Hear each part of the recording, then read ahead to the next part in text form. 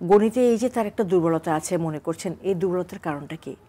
ও ছোট থেকে অঙ্কটা যখন ওকে যোগ বিয়োগ বা গুণ ভাগ ছোট ছোট অঙ্কগুলো করানো হতো, ও অঙ্কটা করতে চায় না।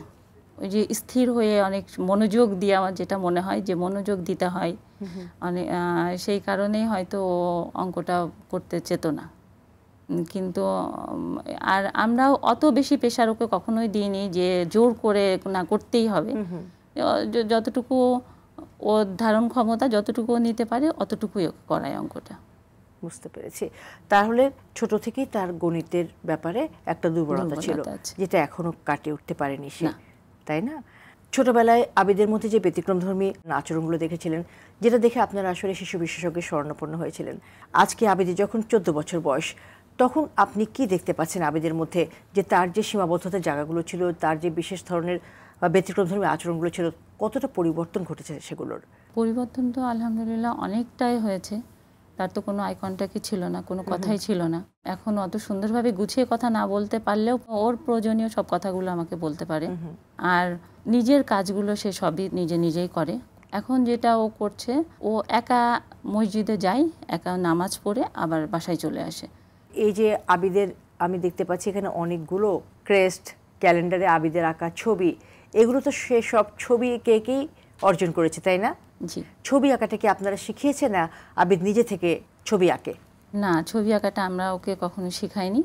আবার ও যে ছোট থেকেও খুব ছবি আঁকার প্রতি আগ্রহ ছিল সেটাও না। ছোটবেলায় ওকে একটা গোল করে রং করতে দিলেও খুবই বিরক্ত হতো সে। ওর যখন 8 বছর, তখন আমি ওর নানি বাড়ি একবার ওকে নিয়ে যাই। তো নানি বাড়ি অনেক কোয়েল পাখি ছিল। ও প্রতিদিন সকালে উঠে ওই কোয়েল পাখিদের সামনে গিয়ে দাঁড়িয়ে থাকতো, খাঁচার সামনে গিয়ে। তারপরে যখন ঢাকায় চলে আসি, সে কোয়েল পাখিগুলোকে খুবই মিস করছিল। তো একদিন দেখি ও খাতায় কোয়েল পাখি এঁকেছে, খাঁচা সহ। একে আমাকে বলছে, মা, নানি বাড়ি কোয়েল পাখি।